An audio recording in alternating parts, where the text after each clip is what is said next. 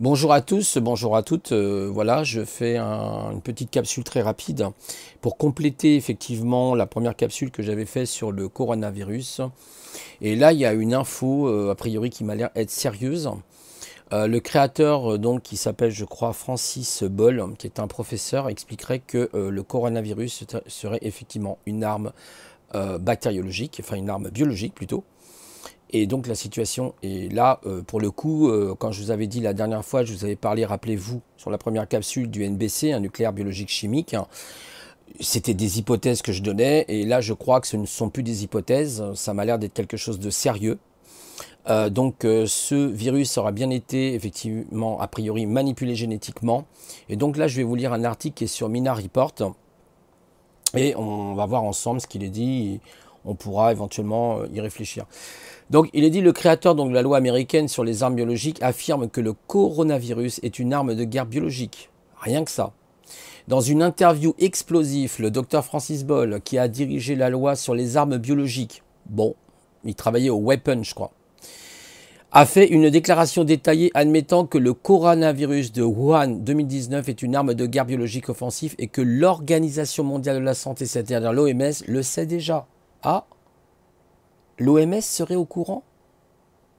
Il y a eu aussi une patente qui a circulé sur Internet là, de 2015 par rapport à l'Europe, comme quoi je crois que c'est un virus ARN, aurait été effectivement, ils étaient au courant. Voilà. On va continuer la lecture. Francis Boll est professeur de droit international à l'université de l'Illinois College of Law. Il a dirigé la législation nationale américaine de mise en œuvre de la Convention sur les armes biologiques, connue sous le nom de la loi sur la lutte contre le terrorisme des armes biologiques de 1989, qui a été approuvée à l'unanimité par les deux chambres du Congrès américain et promulguée par le président George H.W. Bush. Dans une interview exclusive accordée à Geopolitics and Empire, le Dr Boll discute de l'épidémie coronavirus de Wuhan en Chine et du laboratoire de biosécurité de niveau 4, BSL 4, dont il pense que la maladie infectieuse s'est échappée. Il pense que le virus est potentiellement mortel et constitue une arme de guerre biologique offensif ou un agent d'arme à double usage de guerre biologique génétiquement modifié avec des propriétés de gain de fonction. C'est pourquoi le gouvernement chinois a initialement tenté de le couvrir et prend maintenant des mesures drastiques pour le contenir.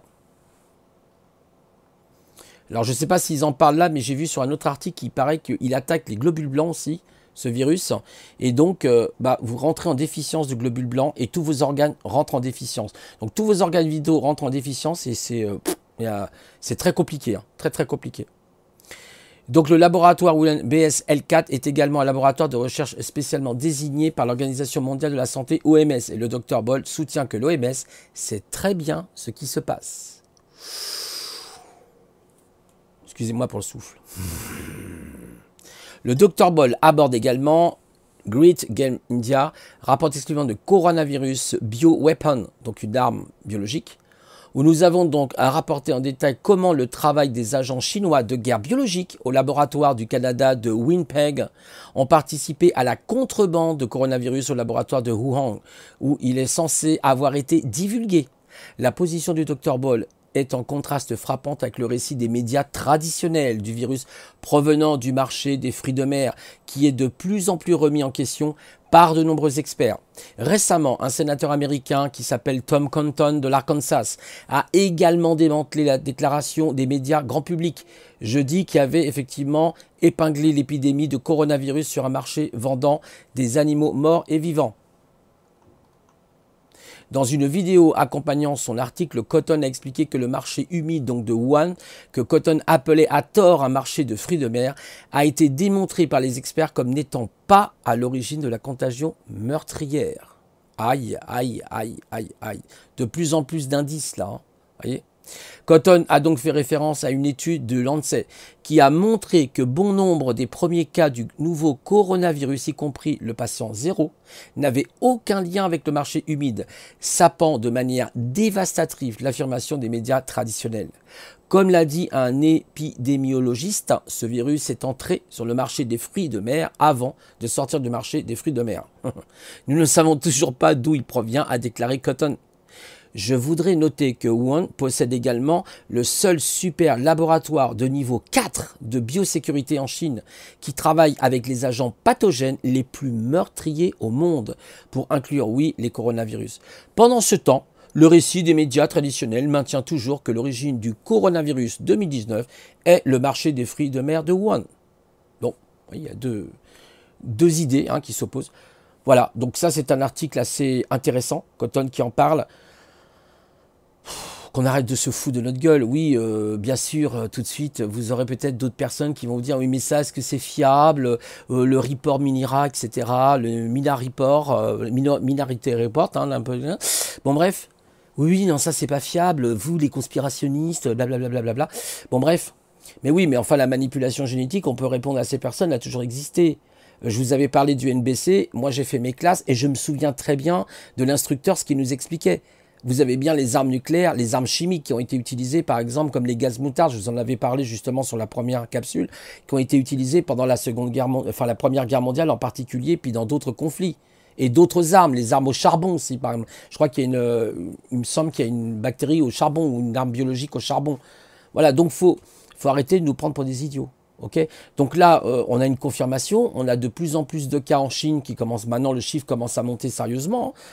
Ils sont passés à des alertes un petit peu au-dessus quand même. Là, je crois qu'il y a plus de 17 000 personnes qui sont touchées en Chine, d'après les chiffres que j'ai, plus de 450 morts, d'accord? Bon, certains diront, oui, mais le pourcentage est quand même faible par rapport à 17 000 personnes d'affectés. Oui, mais sachez quand même qu'il attaque les globules blancs, donc c'est très inquiétant. Donc, que faire? Il faut essayer de se prémunir au mieux qu'on peut. Parce que, évidemment, ne comptez pas sur les médias, ne comptez pas sur votre gouvernement, parce que tout ça, on nous ramène des personnes qui viennent effectivement du Wuhan, etc., de Chine, mais bon, ils ont trouvé a priori une personne qui serait positive au coronavirus, là en Belgique, d'après la ministre belge qui a parlé tout à l'heure, qui disait oui, on a trouvé, mais elle est porteur sain, je sais pas trop quoi. Oh là là là là là, ça commence à... Elle aurait pris en plus un avion, où il y aurait eu d'autres Belges avec elle, tout ça, ça paraît vraiment très étrange. Ils sont en train de préparer quelque chose. Alors, il y a une personne, justement, il me semble, c'est Kitov, donc je me permets de nommer ton nom, Kitov, je le connais d'ailleurs parce que je suis quelquefois ses vidéos, qui a parlé justement, a priori, qu'il serait très au courant, et notamment qu'il serait placé en bourse. Et oui, ce coronavirus serait, d'après ses infos à lui, donc à vérifier bien sûr, en bourse, mais je pense que ce qu'il dit est juste. Et donc, oui, peut-être que derrière, il y a effectivement une grande crise financière qui arrive, je dirais même un collapse. Moi, j'ai parlé de collapse, même une fois, j'en ai parlé, parce que pour moi, c'est même plus une crise. Là, on est arrivé, de toute façon, où bientôt, on n'aura plus, de toute façon, de monnaie dans les poches. Vous avez vu, maintenant, ils enlèvent les centimes, et puis, dans quelques années, vous aurez que la monnaie électronique. D'ailleurs, la majorité des achats qui sont faits aujourd'hui sont faits par carte bleue. Vous le voyez. Donc, oui, on y arrive parce que y a un grand chaos, il y a une grande tension, donc c'est aussi un business. Je pense que quelque part, c'est un bon business. Vous avez vu que je crois même, il y a des personnes qui ont parlé qu'il y a des vaccins qui ont été faits très rapidement. Enfin, c'est le laboratoire Pasteur, Pasteur, excusez-moi, comment Pasteur, d'accord. Ouais, Pasteur, d'accord. Bon, bref. L'Institut Pasteur aurait mis au point, a priori, je crois, un antidote, un vaccin, d'après ce que j'ai compris, les échos, alors je sais pas si ça a confirmé, mais par contre, il n'y a pas toujours de vaccin pour le sida, bon, voilà. Le sida, c'est pareil, c'est pas un virus, les gens ils parlent un virus, non, c'est un syndrome immunitaire déficient acquis, et après, vous chopez des virus et vous mourrez suite avec ces maladies, en fait, que vous pouvez accumuler, et c'est ça le sida, il va attaquer votre système immunitaire. Bon, bref, simplement... Voilà, on en est là dans cette situation aujourd'hui. Alors, il y a aussi des témoignages. J'ai entendu le témoignage d'une personne qui disait qu'à Wuhan, il me semble que c'est à Wuhan. Alors, je tiens à préciser que Wuhan, c'est pas 40 millions d'habitants. J'ai entendu ça. Non, regardez vos chiffres, c'est à peu près 12 millions d'habitants. C'est vrai qu'il y a une différence. Bon, c'est vrai, on est toujours dans le million, mais c'est pas tout à fait la même chose. Bon, bref, il y a une personne qui a parlé, il me semble, c'est une Française justement qui est expatriée à Wuhan, et qui disait que les gens tombaient comme des zombies, les gens marchaient comme des zombies.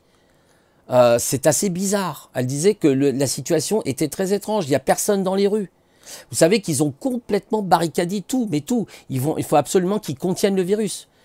Parce que là, la situation est très grave. Alors, qui est derrière? Grand point d'interrogation, voire plusieurs points d'interrogation. Mais ça ne s'est pas fait tout seul. Il y a sûrement des complicités. Si c'est le cas, si c'est prouvé, je dis bien, je n'avance que des hypothèses. si c'est prouvé. Mais il faut savoir quand même qu'il y a eu des vols.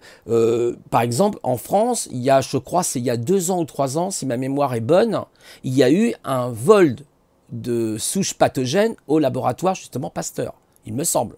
Donc, oui, oui, les guerres biologiques, elles existent. Bien sûr que oui, elles existent. Évidemment. Il n'y a pas mieux pour pour dire, bah ouais, on a les virus, il y en a tous les jours. Puis il y a un nouveau virus aussi. Bon, là, je passe un peu du coq à l'âne, mais il y a un nouveau virus qui est sorti, vous n'avez pas entendu? C'est un virus qui s'attaque aux tomates, je crois, aux asperges ou aux carottes, je ne sais plus, mais aux tomates, c'est sûr. Alors, d'après les experts, attention, les experts, les experts disent, non, non, l'homme ne sera pas touché, ni les animaux. Bon, on veut bien les croire. Mais enfin, ouf, on est sauvé. C'est bizarre, on se voit avec des virus. Alors, entre la grippe, les diarrhées, les machins, les trucs, bon, c'est assez surprenant. Alors, il s'appelle Thomastos virus. Non, je rigole. Faut mettre un peu d'humour, hein, vous comprenez bien que sinon on va devenir fou. Hein, on va devenir fou. Thomastos virus. Non, il s'appelle Thomastos coronavirus. Voilà. C'est un nouveau virus qui s'attaque donc aux légumes. Oui, oui, il y a des virus pour les légumes, bien sûr. Les virus ont toujours existé, ceci dit. Hein. Ils étaient là il y a des milliards d'années. Nous n'étions pas encore là. Sauf qu'après, bah, on a fait joue un peu avec ces virus, on a fait ce qu'on appelle de la rétro-génétique, en quelque sorte, comme il existe la rétro-engineering pour les technologies. Je vous en parlerai peut-être un jour, j'en avais déjà parlé un petit peu. Et voilà quoi, un monde est tout à fait possible. Vous avez des millions de gens qui vont croire quelque chose, mais c'est pas parce qu'il y a des millions d'individus qui croient avec quelque chose qui détiennent la vérité. Gandhi disait, vous pouvez avoir des millions de personnes qui détiennent soi-disant la vérité, mais un seul la détient en réalité. Oui, c'est pas moi, hein, bien sûr. Non, mais pour être plus sérieux, c'est vrai que, bon, voilà, prenez des dispositions tant que vous pouvez. Les masques, j'ai entendu parler aussi des masques. Alors oui, ben, faut porter un masque et tout, mais c'est pas ça qui va franchement vous protéger. Il y a un professeur, il y a des experts chinois qui disent aujourd'hui, ils sont obligés. Vous verriez le protocole qu'ils utilisent, mais c'est hallucinant. Ils sont obligés de mettre des combinaisons, des gants éventuellement au niveau des mains. Ils se lavent plusieurs fois les mains avec des solutions savonneuses et puis des alcools, etc. Plusieurs fois les mains. Ils portent des lunettes. Et oui, ils portent des lunettes parce qu'il faut savoir que si jamais vous frottez l'œil, vous avez serré la main à quelqu'un, vous frottez l'œil, vous avez un système lacrymal. Il me semble c'est le liquide lacrymal qu'on a dans les yeux. Donc, vous pouvez choper le virus. D'accord ? Donc, ce qui est important, c'est de renforcer son système immunitaire comme vous le pouvez. Faites des jus de fruits, achetez-vous un extracteur de jus, faites des jus de fruits, faites du sport, essayez d'être au mieux que vos possibilités. C'est pas évident, bien sûr. Ça ne veut pas dire que, voilà, on n'est pas non plus Iron Man ou Superman, mais essayons de faire ce que l'on peut. Ils vont essayer d'isoler les gens, ça sera aussi une manière, évidemment, que les gens n'aillent pas manifester ou que les gens restent. C'est incroyable. Enfin, regardez comment ça tombe bien, les retraites, etc. Bon, j'en avais parlé dans la première, il me semble. Bon, bref, je m'égare un peu là. Je suis sur le feu de l'action. Bon, c'est pour dire que voilà ce qui se passe actuellement. Hein, ces histoires de manipulation génétique, bah oui, les armes biologiques, il me semble que même, je crois, aux États-Unis, il faut faire des recherches, mais il me semble qu'il existe un laboratoire, alors je ne sais pas s'il est de niveau P4, JBL4, niveau 4, c'est-à-dire militaire, mais il me semble qu'il y a un laboratoire qui détient aussi énormément de virus, c'est à Atlanta, il me semble, et là, il y a de quoi rayer peut-être 10, 100 fois, 1000 fois, 1 million de fois toute la population sur la planète, ok? Voilà. Voilà, c'est tout, je crois, ce que j'ai à dire. Il me semble que j'ai fait le tour. Mais oui, c'est vrai que les coronavirus, en plus, le coronavirus, si vous voulez, c'est quand vous chopez un rhume, vous chopez un coronavirus. Mais c'est d'après ce que disent les spécialistes. Hein. Moi, je ne suis pas spécialiste. Hein. Je ne suis pas biologiste, je n'ai pas fait d'études de biologie. Hein. Je ne suis pas biologiste moléculaire ou autre. Mais les biologistes ou les chimistes vous disent effectivement qu'un coronavirus, c'est un rhume. Sauf que là, ben, c'est un COV 2019 et celui-là, il a l'air d'être assez méchant parce qu'il a dû être modifié justement génétiquement. Voilà. De toute façon, les mutations c'est comme le H1N1. Souvenez-vous, le H1N1. Il y a des spécialistes qui disaient que sur le H1N1, il y avait, je crois, le H2N4 ou quelque chose comme ça aussi. Le H1N1 avait été modifié génétiquement. Oui, oui. Bah oui, il me semble qu'ils ont trouvé 3 ou 4 rétrovirus. Ah oui, d'accord, ok. Ah, les virus, ils mutent vite quand même. Ah bah oui, si on les aide à muter, ils vont aller vite, ça c'est sûr. Vous savez que la mutation peut-être prend plusieurs, peut-être millions d'années, je ne sais pas, ou milliers d'années. Voilà, enfin bon, je dis des chiffres sans trop savoir, mais ça prendrait beaucoup de temps normalement, vous voyez, dans la nature. Bon bref. Et puis aujourd'hui, on vit au 21e siècle, on est en 2020. on a quand même, voilà, les pays, quand vous regardez beaucoup de pays, pas tous les pays évidemment, mais il y a quand même aujourd'hui, bon, une certaine hygiène, etc. Vous voyez, on prend quand même des précautions, on n'est plus au Moyen-Âge. J'entendais des gens qui parlaient, disent, regardez, bon, par exemple, c'est vrai que si on prend la grippe espagnole, qui a fait, je crois, 30 ou 40 millions de morts, d'accord, 30 ou 40 millions de morts, mais il faut savoir qu'il y avait une promiscuité. Il sortait de la guerre, parce que je crois qu'il s'est déclenché à partir de 1919, il me semble, le virus. C'était entre 18 et 19. Donc c'était... il y a eu la guerre de 14-18, donc il sortait justement de la guerre. Donc les systèmes administratifs ne fonctionnaient plus. Il y avait des problèmes de provision pour la nourriture. Les gens vivaient dans la rue. Donc forcément, le virus s'est étalé beaucoup plus vite. Voilà, donc aujourd'hui, c'est moins le cas. Sauf dans les pays pauvres, on est bien d'accord. Là, c'est autre chose. Voilà, donc je suis bavard, mais il fallait que je fasse absolument cette suite, parce que suite à cet article-là, et donc bah, c'est quand même important, et ça montre bien. Et on n'a pas fini de voir, je pense. Hein. Vous avez vu aussi, je crois, à Marseille, il y a eu une espèce de truc bizarre encore, mais putain, ça n'arrête pas, oh là là. C'est la loi des séries. Hein, c'est vraiment... Et puis on n'est pas arrivé encore au bout de nos surprises. Donc voilà, je vous souhaite en tout cas... sur ce petit, voilà, petite histoire, oui, un peu, c'est vrai, alarmiste, mais restons souriants, positifs. De toute façon, vous savez, on ne peut pas empêcher l'inéluctable, hein, malheureusement, quelquefois. Et c'est comme ça, voilà, c'est comme ça. Hein, c'est un petit peu ce que disait, alors je sais pas après si vous aimez Rock Soccer. Alors moi je suis pas forcément d'accord toujours avec Rock Soccer, mais il dit des choses intéressantes. Notamment une chose où il dit que tous les 1000 ans, il y aurait une espèce de... si vous voulez, de blackout qui se crée, une espèce de wind heat, de watting au départ, et après une espèce de blackout. C'est tout à fait probable. Il parlait des archontes, c'est intéressant avec les arcs. C'est vrai qu'on a par exemple l'arc de triomphe, il parlait de ça. Et il est possible que là, on va réinitialiser tout ça, et hop, et c'est reparti pour un tour dans la matrice, en quelque sorte. Après, est-ce que c'est vérifiable? À voir. Bon, en tout cas, j'arrête de parler et je vous souhaite une bonne fin de journée. Et puis, je vous dis donc, je vous dis à la prochaine en vous souhaitant plein de bonnes choses à vous et à votre famille, à tout le monde, à vos amis, etc. Au revoir, c'était Didier.